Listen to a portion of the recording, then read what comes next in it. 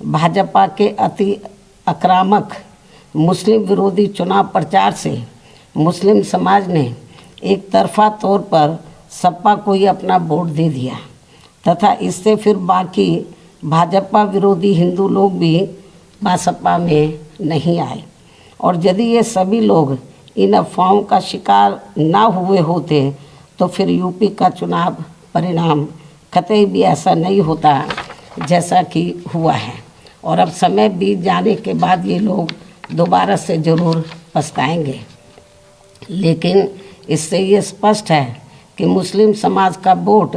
यदि दलित समाज के साथ मिल जाता, जैसा कि बंगाल के चुनाव में टीएमसी के साथ मिलकर भाजपा को धराशायी करने का चमत्कार परिणाम दिया था, तो फिर वैसे ही परिणाम यहाँ भी दोहराए जा सकते थे। साथ ही ये लोग हमेशा इस तथ्य को ऐन वक्त पर भूल जाते हैं कि केवल बीएसपी ही यूपी में भाजपा को सत्ता में आने से रोक सकती है, सपा नहीं। इनकी इसी गलत सोच का ही ये नतीजा है कि भाजपा फिर से सत्ता में वापस यहाँ आ गई है। और यदि यूपी में तिकोना संघर्ष हुआ होता, जिसकी पूरी संभावना भी थी, तो तब यहाँ यूपी के परिणाम बीएसपी की अपेक्षा के मुताबिक आते तथा फिर भाजपा को सत्ता में आने से रोक लिया जाता। अर्थात कुल मिलाकर मुस्लिम समाज बीएसपी के साथ तो लगा रहा, किंतु इनका पूरा वोट समाजवादी पार्टी की तरफ शिफ्ट कर गया। और इनके इस गलत फैसले से बीएसपी को बड़ा भारी नुकसान ये हुआ कि बीएसपी समर्थक अपर कास्ट व ओबीसी समाज की विभिन्न जातियों में भी ये डर फैल गया कि सपा के सत्ता में आने से दोबारा यहाँ जंगल राज आ जाएगा और फिर ये लोग भी भाजपा की तरफ चले जाएंगे। इस प्रकार से भाजपा को हराने के लिए मुस्लिम समाज ने बार बार आजमाई हुई पार्टी बीएसपी से ज़्यादा सपा पर भरोसा करने की बड़ी भारी भूल की है, जिसकी सज़ा बीएसपी को मिली है। यह काफ़ी कड़वी व सीख लेने वाली भी है। जिसकी सज़ा बीएसपी को मिली है कि हमने इन पर भरोसा किया, जिसकी सज़ा बीएसपी को मिली है वह काफ़ी कड़वी व सीख लेने वाली भी है। इसलिए इस कड़े अनुभव को खास ध्यान में रखकर ही अब बीएसपी आगे अपनी रणनीति में बदलाव जरूर लाएगी। लेकिन ऐसे हालातों में भी बीएसपी मूवमेंट के हित में संतोष की बात ये रही है कि दलितों में से खासकर मेरे खुद के अपने समाज का वोट हमेशा की तरह इस बार भी अपनी मूवमेंट व पार्टी की लीडरशिप के साथ चट्टान की तरह पूरी मजबूती के साथ खड़ा रहा है। जिन पर मैं कितना भी गर्व महसूस करूं वह कम ही होगा तथा उनका जितना भी मैं आभार प्रकट करूं वह कम ही होगा। और अब मेरी उन सभी से ये भी अपील है कि उन्हें अपना मनोबल बिल्कुल भी नहीं गिरने देना है, क्योंकि बाबा साहब के अनुयायी कभी भी अपनी हिम्मत नहीं हारते हैं तथा वे अपना संघर्ष लगातार जारी रखते हैं। सफलता फिर एक दिन झक मारकर हमारे कदम जरूर चूमेगी। हमें बाबा साहब के कारवा को न रुकने देना है न झुकने देना है। साथ ही हमें ये भी मानकर चलना चाहिए कि अब बुरा वक्त ख़त्म होने वाला है, क्योंकि पूरा खून पसीना बहाने के बावजूद भी जो यूपी का इस बार परिणाम आया है तो उससे बुरा और क्या हो सकता है। अर्थात पार्टी के लोगों को निराश व हताश कतई नहीं होना है और अपने स्वाभिमान व मूवमेंट की सफलता के लिए पहले की तरह ही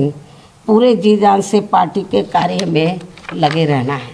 साथ ही इस बार यूपी में पार्टी की अपेक्षा के मुताबिक नतीजे नहीं आने को लेकर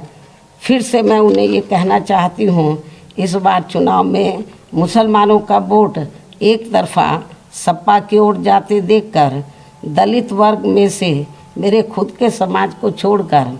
बाकी सभी हिंदू समाज ने सपा के रहे गुंडा, माफिया, आतंकी व भ्रष्ट राज को याद करके तथा ये सोचकर कि कई हिंदुओं का वोट बंटने से सपा सत्ता में वापस ना आ जाए, इसके डर से इन्होंने बीजेपी की नीतियों व कार्यशैली से दुखी व परेशान होते हुए भी अपना एक तरफा वोट बीजेपी को अंदर अंदर ट्रांसफ़र कर दिया,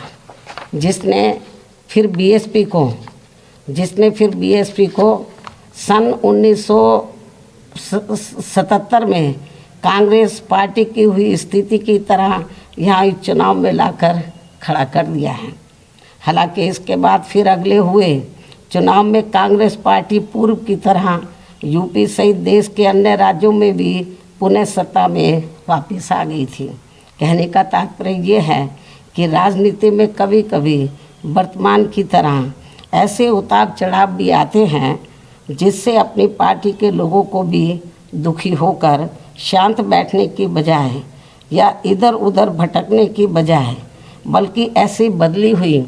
परिस्थितियों का भी मुकाबला करने के लिए अपनी वर्तमान रणनीति में परिवर्तन करके आगे बढ़ना होगा। और इसके लिए बाबा साहब के राजनीतिक जीवन संघर्ष व उनकी सोच को भी ध्यान में रखकर अपनी पार्टी के जनाधार को फिर से कैडर के जरिए आगे बढ़ाना है।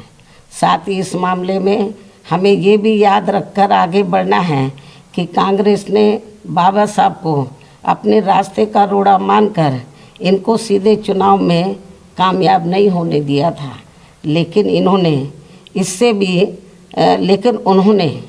इससे भी अपनी हिम्मत नहीं हारी थी और फिर यहाँ जातिवादी व्यवस्था के शिकार हुए लोगों को एकजुट व संगठित होकर उन्हें राजनीति में आगे आने की भी सलाह दी थी, ताकि फिर वे सत्ता के जरिए अपना खुद का विकास व उत्थान आदि कर सकें, जैसा कि हमने यूपी में 4 बार करके दिखाया भी है।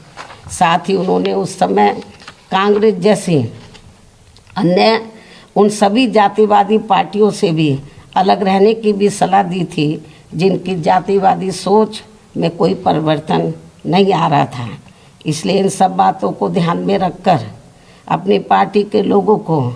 फिर से यह अपनी पार्टी व मूवमेंट को आगे बढ़ाना है। इन्हीं ज़रूरी बातों के साथ ही अब मैं बीएसपी के सभी छोटे बड़े पदाधिकारियों, कार्यकर्ताओं एवं अनुयायियों के साथ साथ सर्व समाज के उन सभी लोगों का भी हृदय से आभार प्रकट करती हूँ जिन्होंने बीएसपी को जिताने के लिए यहाँ रात दिन काफ़ी कड़ी मेहनत की है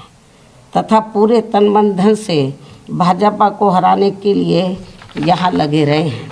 साथ ही उत्तराखंड व पंजाब राज्य के भी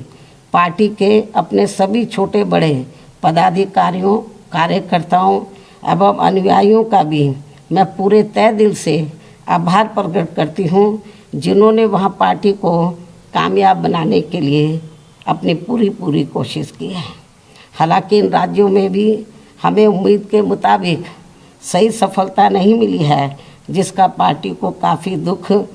व चिंता भी है। वहाँ भी हम लोग वर्तमान जो राजनीतिक हालात चल रहे हैं तो उसको ध्यान में रखकर हम लोग आगे की रणनीति